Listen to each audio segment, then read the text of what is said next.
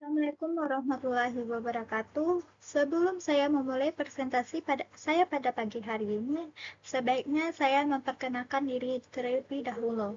Perkenalkan, nama saya Salma Nur Aisyah dengan NIM 230161880 dari jurusan Pendidikan Bahasa dan Sastra Indonesia. Pada hari ini saya akan mempresentasikan tugas keterampilan berbicara saya dengan materi keterampilan berbicara dalam bentuk diskusi.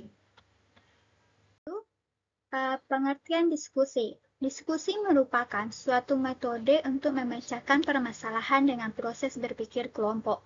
Adapun berdiskusi yang penulis maksud di sini yaitu kemampuan siswa dalam melaksanakan diskusi di dalam kelas sehingga siswa yang mengikuti kegiatan diskusi mampu menjadi individu yang aktif, berani dalam menyampaikan atau mengemukakan gagasan, ide, dan pendapat atau saran yang mungkin ingin siswa sampaikan dalam berdiskusi. Menurut pengertian diskusi sendiri menurut para ahli yaitu menurut Johnny, diskusi adalah salah satu strategi belajar mengajar yang dilakukan seorang guru di sekolah Dalam diskusi ini, orang berintegrasi antar dua atau lebih individu, saling tukar-menukar pengalaman, informasi, dan memecahkan masalah. Yaitu menurut Kamisah, diskusi adalah tukar-menukar pendapat untuk memecahkan suatu masalah atau mencari kebenaran, atau pertemuan ilmiah yang di dalamnya dilakukan tanya-jawab guna membahas suatu masalah. Yang selanjutnya yaitu langkah-langkah dalam berdiskusi. Dalam berdiskusi tersendiri terdapat dua langkah atau bisa dibilang dua fase. Yang pertama yaitu fase persiapan. Diskusi yang baik tidak akan terjadi begitu saja. Artinya, asal membagi kelompok-kelompok kecil, lalu disuruh berdiskusi saja. Hal itu membutuhkan persiapan yang sangat cermat seperti haknya lesson planning. Hanya bertanya dalam hal ini, metode yang dipergunakan adalah metode diskusi. Yang kedua yaitu fase pelaksanaan. Fase pelaksanaan tersendiri terbagi atas tiga, yaitu yang pertama yaitu pembukaan diskusi. Dalam pembukaan diskusi yang perlu diperhatikan adalah penciptaan prakondisi sehingga perhatian dan sikap mental peserta digiring dan disiapkan agar terkonsentrasi pada hal-hal yang akan dibicarakan dalam diskusi. Yang kedua yaitu pemeliharaan diskusi. Dalam pemeliharaan ini sebaiknya diterapkan bentuk-bentuk reinforcement sehingga mendorong peserta untuk berpartisipasi secara aktif. Pemeliharaan perasaan itu sangat penting yang menyebabkan seseorang merasa dihargai dan diperhatikan serta diikutsertakan sehingga mendorong timbulnya sikap bertanggung jawab dan rasa memiliki. Yang ketiga yaitu penutup diskusi. Agar para peserta ini menjadi mantap dan tidak merasa mengambang akan hasil dari diskusinya, maka dalam penutupan diskusi segera dibuatkan rangkuman dan kesimpulan yang tepat dan jelas.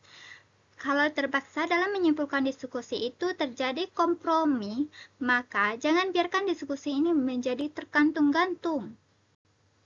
Selanjutnya yaitu hambatan dalam berdiskusi. Hambatan lain dalam berdiskusi biasanya ialah setiap orang menginginkan segera dicapainya persetujuan atau kesimpulan. Sikap itu hingga menjadi halangan menuju terjadinya perubahan sikap para siswa oleh mereka sendiri. Perubahan sikap ini lebih penting daripada yang lain. Dalam proses belajar mengajar lewat formasi diskusi, perubahan sikap yang dimaksud antara lain ialah agar setiap siswa mau mendengarkan pendapat orang lain, sensitif dan kritik terhadap pendapat yang beda. maupun menghadapi pendapat orang lain yang berbeda dalam konteks yang sama dan sebagainya. Selanjutnya yaitu tempat duduk dalam berdiskusi. Berdiskusi sendiri terdapat beberapa pola tempat duduk yang membuat para siswa memudahkan para siswa untuk berdiskusi. Yang pertama yaitu huruf U. Formasi kelas bentuk huruf U sangat menarik dan mampu mengaktifkan para siswa, sehingga mampu membuat mereka antusias untuk mengikuti pelajaran. Dalam hal ini, guru adalah orang yang paling aktif dengan bergerak dinamis ke segala arah, langsung berinteraksi secara langsung, sehingga akan mendapatkan respon dari pendidik secara langsung. Yang kedua yaitu corak tim. Pada model ini, meja-meja dikelompokkan setengah lingkaran atau oblong di ruang tengah kelas agar memungkinkan guru melakukan interaksi dengan setiap tim atau kelompok.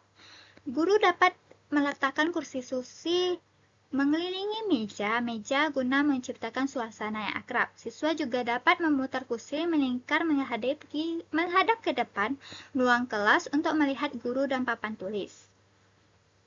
Yang ketiga itu meja konferensi. Meja konferensi sangat bagus digunakan dalam metode debat saat membahas suatu permasalahan yang dilontarkan oleh pendidik. Kemudian, membiarkan para siswa secara bebas mengemukakan berbagai pendapat mereka. Dengan begitu, akan didapatkan sebuah kesimpulan, atau bahkan dapat memunculkan permasalahan baru sehingga dibahas lagi pada pertemuan berikutnya. Yang keempat yaitu lingkaran. Dalam model ini, tempat duduk siswa disusun dalam bentuk lingkaran, sehingga mereka dapat berinteraksi berhadap-hadapan secara langsung. Model lingkaran seperti ini cocok untuk diskusi kelompok penuh. Yang kelima yaitu susunan chevron. Bentuk chevron mungkin bisa sangat membantu dalam usaha mengurangi jarak di antar siswa maupun antar siswa dengan guru, sehingga siswa dan guru mempunyai pandangan yang lebih baik terhadap lingkungan kelas dan mampu aktif dalam pembelajaran di kelas.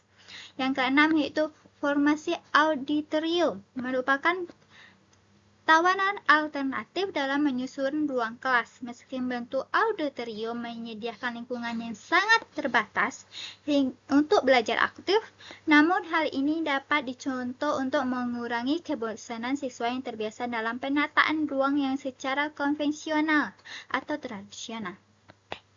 Yang ketujuh yaitu yang terakhir, tradisional. Formasi tradisional adalah formasi yang bisa kita temui dalam kelas-kelas tradisional yang memungkinkan para siswa untuk duduk berpasang-pasangan dalam satu meja dengan dua kursi. Namun, model ini sangat memiliki keterbatasan, yaitu pandangan teman yang berada di kelas, terutama di belakang, sering terganggu. Mobilitas siswa juga tidak bisa terleluasa.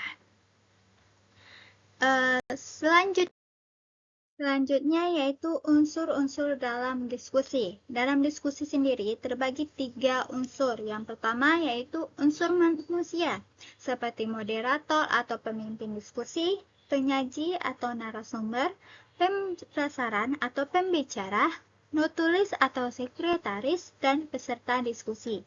Yang kedua yaitu unsur materi, seperti topik diskusi atau permasalahan dan tujuan atau sasaran. Yang ketiga yaitu unsur fasilitas, seperti ruangan atau tempat, perlengkapan, misalnya meja, kursi, papan tulis, dan kertas. Selanjutnya yaitu jenis-jenis diskusi. Secara garis besar, diskusi dikelompokkan menjadi 2 jenis, yaitu yang pertama, kelompok tidak resmi yang meliputi A. Kelompok studi. Kelompok studi merupakan suatu hasil pertumbuhan dari suatu keinginan untuk memperoleh informasi. Diskusi ini merupakan bentuk yang paling cocok dan serasi bagi situasi-situasi di mana para pendengar menginginkan pengetahuan mengenai suatu pokok permasalahan atau pikiran. Yang B, yaitu kelompok pembentuk kebijaksanaan. Diskusi ini merupakan hasil dari pendapat para anggota yang biasanya merupakan orang-orang yang ahli dalam bidangnya masing-masing untuk ditampung dan disinkronisasikan. Yang C, komite. Komite adalah badan panitia yang dibentuk khusus untuk menyelenggarakan suatu usaha atau pekerjaan. Yang kedua yaitu kelompok tidak resmi yang meliputi A. Konferensi. Konferensi adalah sebuah diskusi yang diselenggarakan untuk kepentingan yang besar, bahkan mencakup kepentingan sebuah negara. Yang B yaitu diskusi panel. Diskusi panel adalah sebuah kelompok yang terdiri dari 3 atau 6 ahli yang ditunjuk untuk mengemukakan pandangannya dari berbagai segi mengenai suatu masalah. Yang ke C yaitu simposium adalah suatu variasi dari panel di mana dalam praktiknya 3 orang atau lebih yang dianggap ahli dengan pandangan-pandangan yang berbeda-beda tampil menyampaikan pendapatnya.